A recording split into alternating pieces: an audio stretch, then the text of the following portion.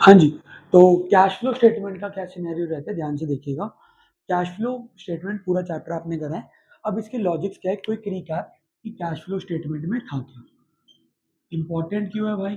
Cash flow statement की boards के अंदर वेटेज 8 नंबर है।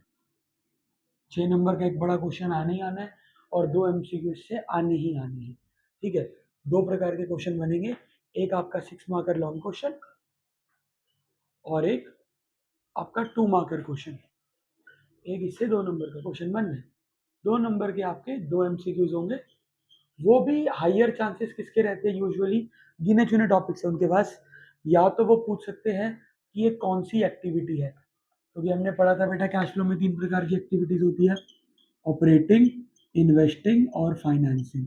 तो ऑपरेटिंग एक्टिविटी का पार्ट है, इन्वेस्टिंग एक्टिविटी का पार्ट है या फाइनेंसिंग एक्टिविटी का पार्ट है। और दूसरा वो इनफ्लो आउटफ्लो नो फ्लो पूछ सकते हैं आपसे, इस चीज से कैश या कैश के इक्विवेलेंट्स का इनफ्लो होगा, आउटफ्लो होगा या नो फ्लो होगा, ये चीज वो पूछ सकता है। ठीक है भाई, ये आपके यहाँ वाले क्वेश्चन यूजुअली रहते हैं। हाँ, कभी कभार एक्स्ट्रा में उन्होंने कह दिया कि चलो इंटरेस्ट कैलकुलेट करके दिखा दो, डिवेंचर्स या लॉन्ग टर्म बोरिंग्स गिवन है, एक्सेट्रा एक्सेट्रा। वो रैंडम क्वेश्चन है, वो कुछ भी हो सकता है। यूजुअली इनमें से एक क्वेश्चन पक्का आता है, कभी कभार यही दोनों आ जाते हैं 2 नंबर वाले क्वेश्चन के अंदर। ठीक है, स्क्रीनशॉट लेना हो स्क्रीनशॉट लीजिए इसका। काम की बात बेटा इसमें ये है, जो आपका 6 मार्कर क्वेश्चन है उसके लिए आपको एक बार तीनों एक्टिविटीज का एक ओवरव्यू पता होना चाहिए। तो मैं सबसे पहले शुरू कर लेता हूँ एक अलग चीज, कैश एंड कैश इक्विवेलेंट्स में क्या क्या आता है। इस वीडियो में कोशिश करी जाएगी कि जल्दी से जल्दी सारे लॉजिक से क्विकली रिकैप करवाया जाए। ठीक है, असली चैप्टर अपनी जगह भाई वो 15 दिन से 20 दिन ले लेते हैं, ये क्विक वीडियो है सारे कंसेप्ट की। कैश एंड कैश इक्विवेलेंट्स में क्या आता है? कैश इन हैंड, जो आपके पास कैश लिक्विड पड़ा हुआ है। कैश एट बैंक, बैंक में जो पैसे पड़ा हुआ है। मार्केटेबल सिक्योरिटीज, मार्केटेबल सिक्योरिटीज, जिसको आप पेपर में करंट इन्वेस्टमेंट्स भी बोल सकते हो। इनको भी कैश एंड कैश इक्विवेलेंट्स में माना गया है, ये कैश के बराबर है, इन्हें फटाफट से आप बेचकर कैश में कन्वर्ट कर सकते हो। तो बेटा आउटफ्लो इनफ्लो वाला क्वेश्चन ऐसा ही होता है कि आउटफ्लो कब बोलेंगे? आउटफ्लो तब बोला जाएगा जब कैश और कैश के इक्विवेलेंट्स का आउटफ्लो हुआ है, बिजनेस से बाहर वो निकले हैं। ठीक है, और इनफ्लो का मतलब क्या होगा? जब कैश या कैश के इक्विवेलेंट्स आए हैं बिजनेस के अंदर। और नो फ्लो मतलब जब कुछ कुछ ऐसा नहीं हुआ कि उस ट्रांजेक्शन से कोई इम्पैक्ट ही नहीं पड़ा कैश या फिर उसके इक्विवेलेंट्स में। जैसे for example deposited cash in bank, वो बेटा नो फ्लो है, क्योंकि नो डाउट कैश चला गया बैंक में पैसा आ गया, है तो वो एक ही हेडिंग के पार्ट ना, कैश और उसके इक्विवेलेंट्स, तो उसमें कोई फर्क नहीं पड़ने वाला। ठीक है, नेक्स्ट। और इसमें बेटा क्या लॉजिक रहते हैं आपके? 3 एक्टिविटीज। सबसे पहले मैं आपको इन्वेस्टिंग बता देता हूँ। इन्वेस्टिंग एक्टिविटीज में क्या क्या आता है आपका? इन्वेस्टिंग एक्टिविटीज में बहुत बच्चे कंफ्यूज हो जाते हैं इन्वेस्टिंग और फाइनेंसिंग में। भाई इसमें अप्रोक्सीमेटली क्या क्या चीजें आती हैं? Purchase of non current assets, non current assets का परचेज। अगर भाई परचेज आ रहा है तो सेल भी आएगा नॉन करेंट एसेट्स का। जब भी आप कोई non current assets like long term investment, land, building, machine, इन सारी चीज़ों को परचेज करते हो तो माइनस करते हैं क्योंकि कैश या उसके इक्विवेलेंट्स चले जाते हैं। जब इन्हें बेचते हो तो प्लस करते हैं क्योंकि कैश या फिर उसके इक्विवेलेंट्स आपके पास आ जाते हैं। इसी तरीके से परचे और नॉन करेंट एसेट का मतलब बेटा पता है क्या है? बेशक वो टैंजिबल हो, टैंजिबल हो, कोई भी tangible asset like land, building, machine वगैरह को खरीदा या बेचा। ऐसे ही इवन अगर कोई इनटैंजिबल एसेट भी खरीदा है ना, वो यहाँ पर आएगा, purchase of intangible assets. Like goodwill question में प्रीवियस ईयर के कंपैरेटिवली करंट ईयर में बढ़ गई। प्रीवियस ईयर में गुडविल थी 50,000, करंट ईयर में दिख रही है 60,000, तो 10,000 का परचेज ऑफ गुडविल है, पैसे गए होंगे माइनस। हाँ, बच्चों को डाउट है यार कि सेल ऑफ इंटेंजिबल क्यों? जब हमारे इंटेंजिबल एसेट्स राइट ऑफ होते हैं ना, वो यहाँ पर यूजुअली नहीं आते। जब इंटेंजिबल एसेट्स हमारे कम हो रहे होते हैं ना, हम उसको सेल नहीं बोलते, उसको राइट ऑफ बोलते हैं, और वो ऑपरेटिंग एक्टिविटी में आता है। जैसे ये गुडविल वाले एग्जांपल में अगर गुडविल आपकी 50,000 से 30,000 होगी, यानी 20,000 कम हुई है, तो उसको हम सेल ऑफ गुडविल नहीं, उसको गुडविल रिटर्न ऑफ बोलते हैं, ठीक है। ऑपरेटिंग के अंदर प्लस होता है वो। ऐसी भाई कोई नॉन करेंट एसेट है, बहुत बच्चों को डाउट होता है इन्वेस्टमेंट से रिलेटेड, तो उसको मैं अलग से भी लिख देता हूँ, वैसे तो वो है एसेट ही, फिर भी purchase of non current investment, कोई नॉन करेंट इन्वेस्टमेंट कर दी कहीं पर, तो भाई वो माइनस होगा, पैसा चला गया। और ऐसी अगर आए sale of non current investment, तो वो प्लस होगा, मतलब पैसा आ गया। इसका फटाफट से स्क्रीनशॉट ले लीजिए। ये थी आपकी अप्रोक्सीमेटली इन्वेस्टिंग एक्टिविटी। और एक और चीज बेटा, इन इन्वेस्टमेंट्स को करके अगर आप पे कोई रिटर्न आया है, जैसे फॉर एग्जांपल आपने बेटा कहीं पर जमीन खरीद रखी थी, उस पर आपको रेंट आता है, तो रेंट रिसीव्ड यहाँ पर प्लस होगा। इस पे मैं बेटा हैशटैग लगा रहा हूँ, वजह हैशटैग वाली चीजें दो जगह जाती है, एक यहाँ एक ऑपरेटिंग में भी जाती है, क्योंकि वो नॉर्मल हमारे बिजनेस के ऑपरेशन में। ऐसे भाई कहीं पैसा लगा रखे, उस पर इंटरेस्ट आया, कहीं पैसा लगा रखे, आप कहोगे इंटरेस्ट तो फाइनेंसिंग में आता है, बेटा वो इंटरेस्ट पेड होता है। और ऐसे ही किसी कंपनी के शेयर्स खरीद रखे हैं, फिर आप बोलोगे कि भैया शेयर्स तो आपने पढ़ाया था फाइनेंसिंग में आते हैं, भाई वो हमारे शेयर्स हैं। अगर हमने किसी कंपनी के शेयर्स खरीद रखे हैं, मोटा मोटी इन्वेस्टमेंट कर रखी है, तो हमें पता है शेयर पे डिविडेंड इनकम आती है, तो ये तीन चीजें यहाँ पर प्लस भी होती है। इसका एक स्क्रीनशॉट ले लीजिए फटाफट से। देन अगर मैं बात करूं आपकी फाइनेंसिंग एक्टिविटीज की, कौन सी एक्टिविटीज की? फाइनेंसिंग एक्टिविटीज की। फाइनेंसिंग एक्टिविटीज में क्या क्या आता है? फाइनेंसिंग एक्टिविटीज में क्या क्या आ जाता है? तो यार इसमें क्वेश्चन की शुरुआत ही बेसिकली हमारी इस एक्टिविटी से हो रही होती है। Issue increase in shares, debentures, borrowings etcetera. अगर कुछ भी ऐसा हुआ है, कंपनी है हमारी, हमने फाइनेंस उठाने के लिए शेयर इशू करे, पैसा आएगा, डिवेंचर इशू करे, पैसा आएगा, लोन ले लिया, पैसा आएगा, तो उसको क्या करेंगे? प्लस। यही बेटा इन सब चीज़ों को बोरिंग्स में लोन वगैरह सब कुछ आता है, डिवेंचर्स वगैरह। और यही अगर आप इन्हें वापस चुका रहे हो, इनकी रीपेमेंट कर रहे हो, रीपेमेंट यानी रिडेम्पशन, तो रिडेम्पशन इन सब चीज़ों की, शेयर हो, डिवेंचर हो, लोन हो, और एक बहुत इंपॉर्टेंट आप भूल जाते हो, बैंक ओवरड्राफ्ट हो, इन सब चीज़ों की जब रीपेमेंट करते हैं तो हम क्या करते हैं? माइनस, क्योंकि पैसा चला गया। और इन पे कुछ देना भी पड़ता है जब आप कहीं से फाइनेंस उठाते हो, तो बेटा मान लो आपने लोन लिया या डिवेंचर्स लिए, उस पर आपको इंटरेस्ट पे करना पड़ेगा, तो इंटरेस्ट पेड यहाँ पर माइनस हो जाएगा। फिर हैशटैग क्यों लगाया भैया? क्योंकि इंटरेस्ट पेड है, हैशटैग है, दो जगह जाएगा, ऑपरेटिंग में उल्टा ट्रांजेक्शन होगी। अगर मान लो आपने किसी को रेंट पे करा, तो रेंट पेड यहाँ पे आएगा, यूजुअली आता नहीं है क्वेश्चनों में, ठीक है, मेन इंटरेस्ट पेड ही चलता है यहाँ पर। शेयर होल्डर्स को डिविडेंड दिया, डिविडेंड पेड आ जाता है यूजुअली क्वेश्चन में, डिविडेंड पेड, वो यहाँ माइनस होगा, ऑपरेटिंग में प्लस होगा, ठीक है। इसका स्क्रीनशॉट लीजिए फटाफट। भाई खतरनाक चीज होती है ऑपरेटिंग एक्टिविटीज, खतरनाक बच्चों को वही लगती है ऑपरेटिंग एक्टिविटीज। ये ध्यान से समझना, क्योंकि ये सबसे पहले बनती है और सबसे ज्यादा काम इसके अंदर होता है। ऑपरेटिंग एक्टिविटीज, इसमें क्या आता है भाई? इसकी ना एक सीक्वेंस चलती है भाई, सीक्वेंस लाइक, सबसे पहले इसके अंदर आपका आता है net profit before tax. Question की शुरुआत यहाँ से होती है, net profit before tax, dash dash को छोड़ दिया भैया, इसको अलग से निकाला जाता है, यहाँ पर इसको सॉल्व नहीं करते, इसको निकालने का एक अलग तरीका है, या साइड में मैं कर रहा हूँ, ध्यान से देखना। कैश फ्लो के क्वेश्चन के नीचे आप हेडिंग डालोगे working note number 1, net profit before tax कैसे निकलेगा, calculation of net profit before tax. यार इसका बड़ा ही सिंपल सा लॉजिक है, नेट प्रॉफिट बिफोर टैक्स आपने किस तरीके से निकालना है, इसका बड़ा सिंपल लॉजिक है भाई, कोई भी प्रॉफिट हो उसको करंट माइनस प्रीवियस ईयर करके उसका बैलेंस ले लेना है, कोई भी रिजर्व्स हो current year minus previous year कर देना है। कई बार रिजर्व्स कैसे लिखा आ जाता है, ट्रांसफर टू दिस रिजर्व, वही बात है, ठीक है। ऐसे ही बेटा मेन तो ये दो चीजें होगी, इसके अंदर एक आधी और फालतू की आइटम भी आपकी आती है, जैसे भाई अगर डिविडेंड पे करें ना, तो वो भी इसमें प्लस होता है, डिविडेंड पे करें ना अगर आपने, डिविडेंड पेड यहाँ पर प्लस होता है, वजह भैया वो भी तो एक प्रकार की इनकम ही है, यहाँ पर प्लस करी जाती है। ठीक है, डिविडेंड पेड यहाँ पर प्लस करते हैं। और साथ साथ अगर कोई भी आपने टैक्स का प्रोविजन बनाया है, प्रोविजन फॉर टैक्स, वो भी आपका यहाँ पर आ जाएगा। वजह, क्योंकि भाई इनकम टैक्स का रूल होता है, हम इस साल पैसा जोड़ लेते हैं, प्रोविजन बना लेते हैं, उसको पे अगले साल करते हैं। ठीक है, अगर मान लो मुझे 2025 में टैक्स पे करना है ना, इनकम टैक्स, तो मैं एक्चुअल में 2024 का टैक्स पे कर रहा हूँ। हम हमेशा अपने प्रीवियस ईयर का टैक्स करंट ईयर में पे करते हैं। प्रोविजन फॉर टैक्स का मतलब कोई सेविंग बना के रख ली, बाद में उसको यूटिलाइज करेंगे। तो एक तो ये चीज है। इसके बाद भाई हम इसके अंदर कुछ कर रहे होते हैं एडजस्टमेंट्स। क्या करते हैं? कुछ एडजस्टमेंट्स करते हैं उल्टी सीधी चीजों की, जैसे goodwill return of. Goodwill return of normally एक घाटा है, लेकिन यहाँ पर क्या किया जाता है? प्लस। ऐसे अगर मैं बोलूँ डेप्रिसिएशन, नॉर्मली एसेट की वैल्यू घटाते हैं, यहाँ क्या किया जाता है? प्लस।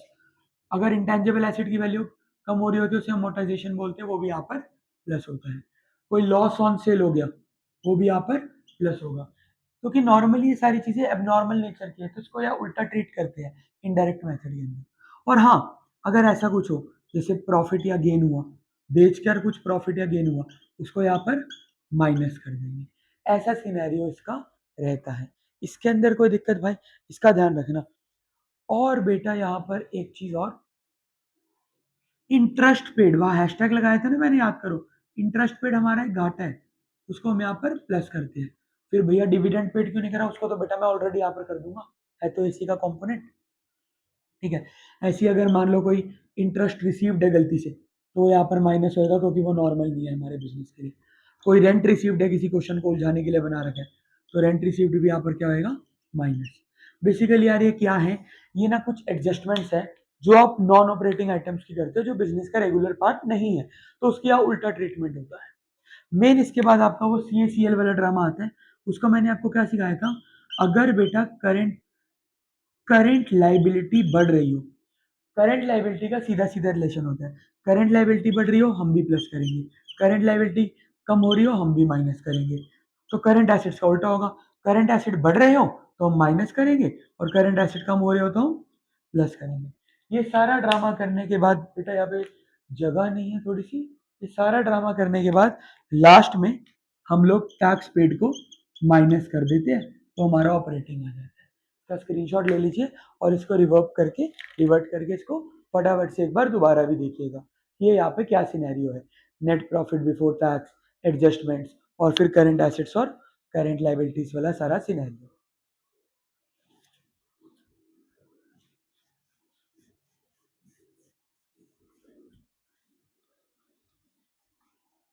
रही बात भैया, हम तो फॉर्मेट ही भूल गए। फॉर्मेट तो बता दो कैसे बनेगा, तो वो भी सुन लो। फॉर्मेट कैसा रहता है इसका? Cash flow statement.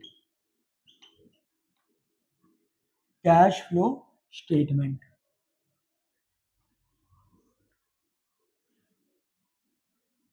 Amount, amount दो कॉलम अमाउंट के, क्यों? डेबिट क्रेडिट नहीं है भाई है। या सारे बेबी हेडिंग्स आएंगी, छोटी छोटी चीजें आएंगी, और यहाँ मेन टोटल आएगा, पर्टिकुलर्स। क्वेश्चन के चार हिस्से होते हैं: ऑपरेटिंग, इन्वेस्टिंग, फाइनेंसिंग और कैश एंड कैश इक्विवेलेंट्स। ध्यान से देखिएगा। सबसे पहले आप हेडिंग डालते हो cash flows from operating activities. लगभग मैंने आपको बताया था यार, आप हॉरिजॉन्टल शीट पे पेपर में अटेम्प्ट करोगे, ये आपका एक पेज खा लेगा लगभग लगभग। इसके अंदर जरूरी नहीं है फॉर्मेट में सारी चीजें बताइए, सारी होंगी। बस हाँ, इसकी शुरुआत कहाँ से होती है? नेट प्रॉफिट बिफोर टैक्स से, जो आप वर्किंग नोट से अलग से निकालते हो। उसका अभी पीछे करके देख लेना दोबारा से कि कैसे करना। फिर इसके बाद इसकी सारी ड्रामेबाजियां जो इसके अंदर आती है, एडजस्टमेंट, CACL, तो ये कर कर जो भी हुआ, हम लिखते हैं net cash flows from operating activities. सारी जो चिल्लर आइटमें होंगी वो यहाँ पे आएंगी। जो मेन टोटल होगा, नेट कैश फ्लो कितना रहा ऑपरेटिंग से, वो यहाँ आएगा। उसके बाद भाई हमारी हेडिंग डलती है बी पार्ट। पूरी पूरे ऐसे ढंग से हेडिंग डालोगे, cash flows from investing activities. उसके बाद उसका पूरा ड्रामेबाजी जो भी है, अगर पॉजिटिव में आए तो बोलोगे net cash flows from operating investing activities. अगर नेगेटिव में आए तो लिखोगे net cash used in investing activities. वो यहाँ पर मेन लिख दोगे। ऐसी फिर सी आपकी हेडिंग बनेगी फाइनेंसिंग की। सेम वहां पर ऐसे होगा जैसे यहाँ पर है। लास्ट में क्या होता है भाई, यहाँ पर थोड़ी जगह कम पड़ गई, लास्ट के अंदर क्या होता है वो भी देख लीजिए। इसका फॉर्मेट आपके रजिस्टर्स में भी बड़े अच्छे से बना हुआ है। लास्ट में क्या होता है, जहां आपका फाइनेंसिंग खत्म होता है ना, मैं मान लेता हूँ आपका नेक्स्ट पेज पर फाइनेंसिंग थर्ड हेडिंग थी आपकी, cash flows from financing activities. आपकी मैं मान लेता हूँ थर्ड हेडिंग थी cash flows from financing activities. उसमें आपने एक आधी item issue of share, redemption of debenture, दो तीन चीजें लिखी, या उसका टोटल आ गया।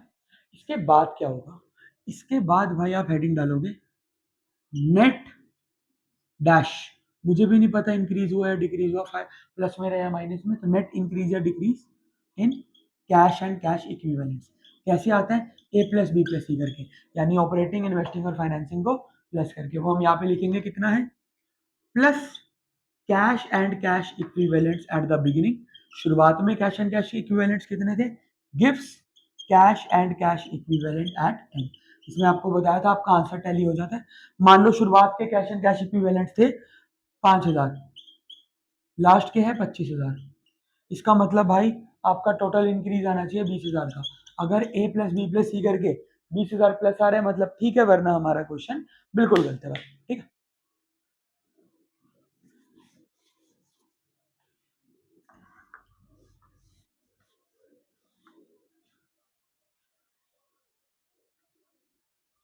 देन इसके बाद इसमें और क्या लॉजिक्स आ जाते हैं आपके, ये तो कुछ बेसिक बातें थी जो आती रहती है। इसके अलावा भाई और बहुत सारे छोटे मोटे लॉजिक्स हैं जो क्वेश्चन के अंदर आते हैं। हर एक क्वेश्चन में एक एक छोटा छोटा नया नया लॉजिक है जो कहीं ना कहीं आपका यूज होता रहता है। प्रैक्टिस करनी हो तो सबसे पहले इलेस्ट्रेशन 33 करना, 34 का बी पार्ट करना, देन 34 का ए पार्ट। अब कुछ बेसिक चीजें यार, अकाउंट का बड़ा चक्कर है इसमें, अकाउंट कब बनता है यार, अकाउंट कोई बहुत बड़ी तोप थोड़ी है। अकाउंट कब बनेगा, अगर किसी चीज के क्वेश्चन में दो बैलेंसेज है, या तो बैलेंस शीट में या बैलेंस शीट के नीचे नोट्स में, और एक एडजस्टमेंट भी है, तो अकाउंट बनाना है और कुछ नहीं, अदरवाइज अकाउंट नहीं बनेगा। रही बात आपके सिलेबस में अकाउंट्स की, यार आपके सिलेबस में टोटल 3 प्रकार के अकाउंट्स बनते हैं, सिर्फ 3। एक है आपका provision for tax account, tax का अकाउंट आपके 12th क्लास वाले सिलेबस में। एक आपका रहेगा एसेट का अकाउंट। अब बच्चों को डाउट होता है एसेट मतलब, यूजुअली एसेट जो क्वेश्चनों में रहते हैं ना जिनका अकाउंट बनता है, कभी मशीन का अकाउंट बन रहा है, सबका ट्रीटमेंट सिमिलर ही होता है। कभी कभार रेयरली नॉन करंट इन्वेस्टमेंट का अकाउंट बन गया, कभी लैंड का प्लांट का अकाउंट बन गया, यूजुअली इनका अकाउंट रहता है, यूजुअली ज्यादातर क्वेश्चनों में। फर्नीचर वगैरह का अकाउंट बहुत रेयर आता है। और एक आपका प्रोविजन फॉर डेप्रिसिएशन अकाउंट, बस भाई और कुछ नहीं। ये 3 अकाउंट है आपके पास। एसेट का डेबिट नेचर होता है, तो अगर मैं ओपनिंग बैलेंसेस की बात करूं ना इनके, तो एसेट वाला जो अकाउंट रहता है इसका यहाँ पर आते हैं टू बैलेंस बीडी, लेकिन बाकी जो दोनों है उनका क्रेडिट बैलेंस होता है, यहाँ आता है by balance BD brought down, इसका भी बाय बैलेंस बीडी। कैसे बनते हैं अकाउंट, थोड़ी देर में बता रहे हैं, इसका स्क्रीनशॉट लीजिए। अकाउंट कैसे बनाना है बहुत बड़ी समस्या है, वो ध्यान से देखिए। एक एक करके चालू करते हैं। तो भाई सबसे पहले आपका हो गया प्रोविजन फॉर टैक्स अकाउंट, कैसे बनेगा ध्यान से देखिएगा, एग्जाम्पल से कराता हूँ इसको। क्वेश्चन में नोट्स टू अकाउंट में आपका प्रोविजन फॉर टैक्स है, टैक्स के दो बैलेंसेस है आपके पास, ठीक है। आपके पास क्वेश्चन में दो बैलेंसेस है टैक्स के, ठीक है, कि क्या टैक्स का सारा सिनेरियो है, उसके आपके पास दो बैलेंसेस अवेलेबल है क्वेश्चन में, ठीक है। जैसे लेट इट बी 2024 का, 2023 का, दो बैलेंसेस आपके हैं। तो मान लो प्रोविजन फॉर टैक्स के दो बैलेंसेस है, ये है 1 लाख, ये है 2 लाख, ऐसा ये सिनेरियो है। और नीचे दो बैलेंसेस है और एक एडजस्टमेंट लिखी हुई है, टैक्स पेड 25,000। तो किस तरीके से अकाउंट बनेगा ध्यान से देखो। हम अपनी हेडिंग डालेंगे प्रोविजन फॉर टैक्स अकाउंट, पूरा मस्त ड्रामेबाजी करेंगे, पर्टिकुलर अमाउंट, पूरा ड्रामेबाजी, या डी आर डेबिट या सी आर क्रेडिट। ये प्रोविजन है, प्रोविजन का नेचर होता है क्रेडिट नेचर। तो इसका बाय बैलेंस बीडी यहाँ पर आएगा, brought down. Opening balance, opening कितना था 2 लाख, तो मैं यहाँ लिख देता हूँ 2 लाख। इसका क्लोजिंग बैलेंस यहाँ आएगा, टू बैलेंस सीडी कितना है 1 लाख, तो मैं यहाँ लिख देता हूँ 1 लाख। अब बेटा दो जगह बची, या तो ये या तो ये। इनका क्या सिनेरियो है भाई, बड़ा सिंपल है। या तो आपको ये वाली आइटम गिवन होगी, ये निकाल लोगे क्योंकि अकाउंट्स का टोटल सेम होता है, या ये गिवन होगा, ये निकाल लोगे। यहां पर आता है बेटा टू बैंक टैक्स पेड, यहां पर आता है टू बैंक टैक्स पेड, यहां आता है by statement of P and L bracket में प्रोविजन मेड। अकाउंट्स का टोटल तो नीचे सेम ही रहता है।